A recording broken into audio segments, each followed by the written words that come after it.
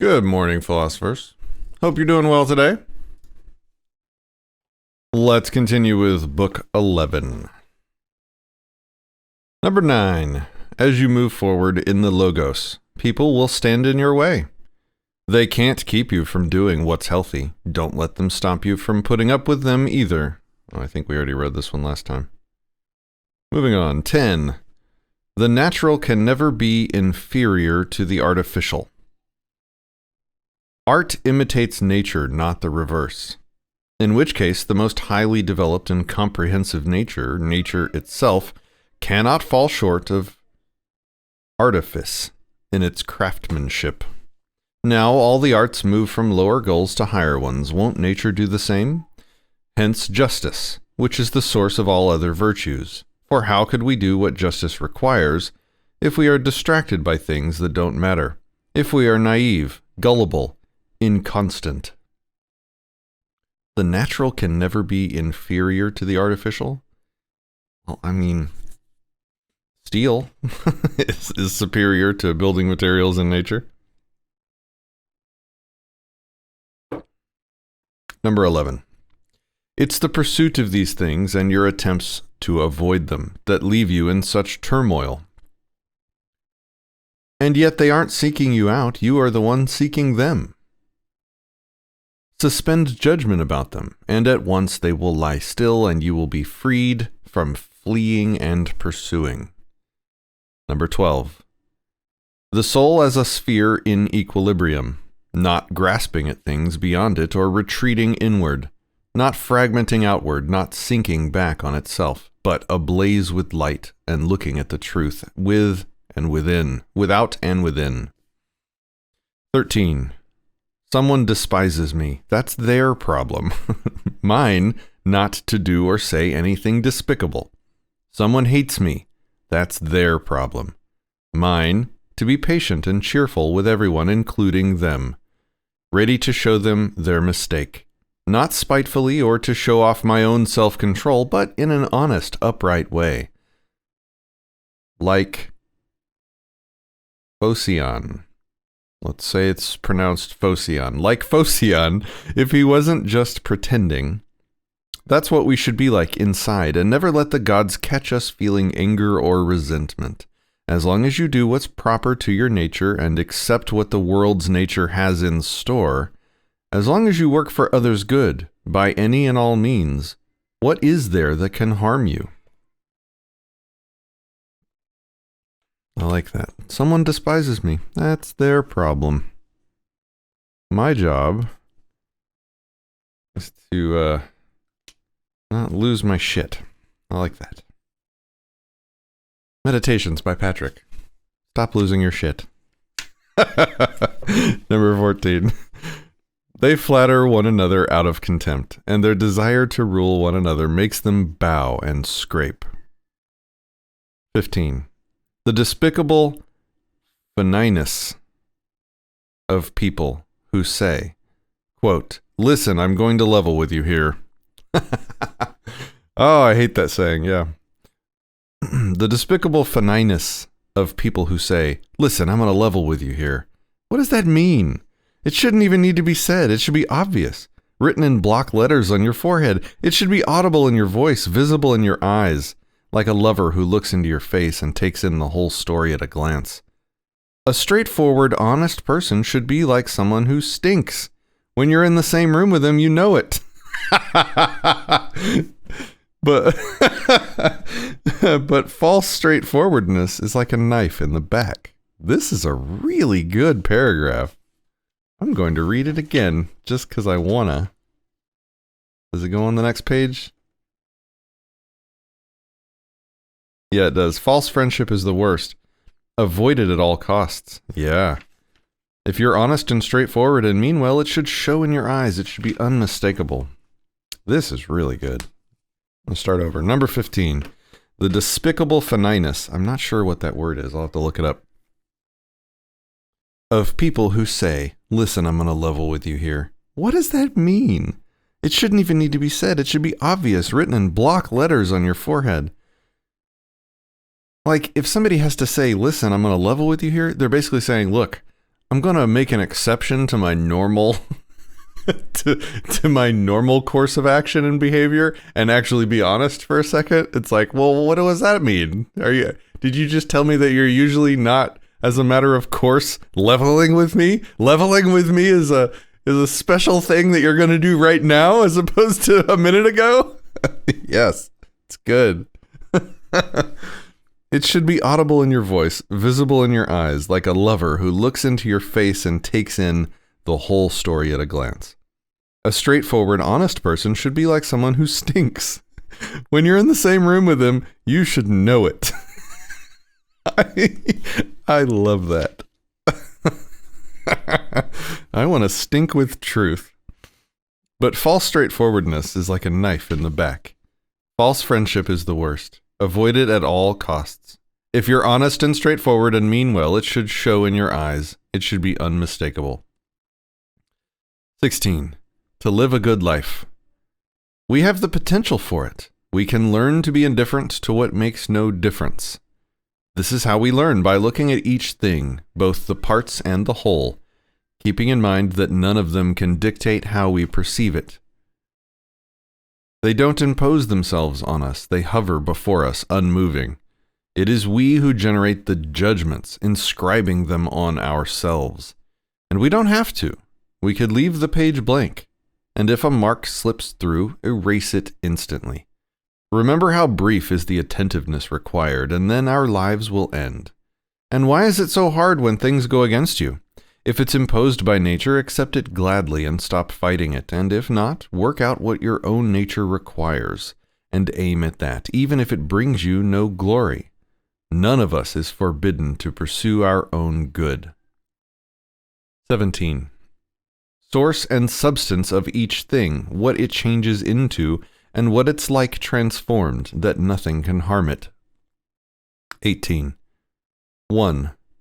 My relationship to them, that we came into the world for the sake of one another, or from another point of view, I came into it to be their guardian, as the ram is of the flock and the bull of the herd. Start from this. If not atoms, then nature, directing everything. In that case, lower things for the sake of higher ones, and higher ones for one another. 2. What they're like eating, in bed, etc., how driven they are by their beliefs, how proud they are of what they do. 3. That if they're right to do this, then you have no right to complain, and if they aren't, then they do it involuntarily out of ignorance. I don't know why he ascribes, other people doing wrong to it being involuntary. It's not their fault. They're not in control. But for himself, he's like, well, why can't you stop yourself from doing wrong stuff? He's holding himself to a much higher standard than other people. Because all souls are prevented from treating others as they deserve, just as they are kept from truth unwillingly, which is why they resent being called unjust or arrogant or greedy. Any suggestion that they aren't good neighbors. 4. These are all under number 18. That you've made enough mistakes yourself. You're just like them. Even if there are some you've avoided, you have the potential. Even if cowardice has kept you from them, or fear of what people would say, or some equally bad reason. 5. That you don't know for sure it is a mistake. A lot of things are means to some other end. You have to know an awful lot before you can judge other people's actions with real understanding. 6. When you lose your temper, or even feel irritated, that human life is very short. Before long, all of us will be laid out side by side. 7. That it's not what they do that bothers us. That's a problem for their minds, not ours. It's our own misperceptions. Discard them. Be willing to give up thinking of this as a catastrophe, and your anger is gone. How do you do that? By recognizing that you've suffered no disgrace. Unless disgrace is the only thing that can hurt you. You're doomed to commit innumerable offenses, to become a thief, or heaven only knows what else. 8. How much more damage anger and grief do than the things that cause them? 9. That kindness is invincible, provided it's sincere, not ironic or an act. What can even the most vicious person do if you keep treating him with kindness and gently set him straight? If you get the chance, correcting him cheerfully at the exact moment that he's trying to do you harm. Quote, "No, no, my friend, that isn't what we're here for. It isn't me who's harmed by that, it's you." I'm not sure this would work, but okay. And show him gently and without pointing fingers that it's so, that bees don't behave like this or any other animals with a sense of community. Don't do it sardonically or meanly, but affectionately, with no hatred in your heart, and not ex cathedra, or to impress third parties, but speaking directly, even if there are other people around. Keep these 9 points in mind like gifts from the 9 muses and start becoming a human being, now and for the rest of your life. And along with not getting angry at others, try not to pander either. Both are forms of selfishness. Both of them will do you harm.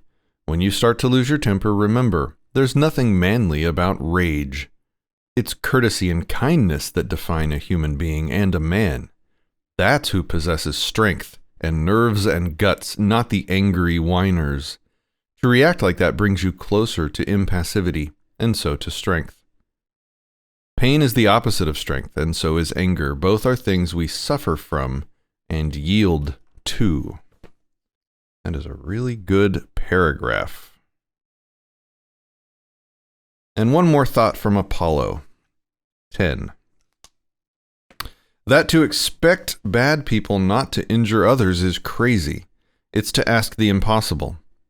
And to let them behave like that to other people, but expect them to exempt you is arrogant, the act of a tyrant. 19.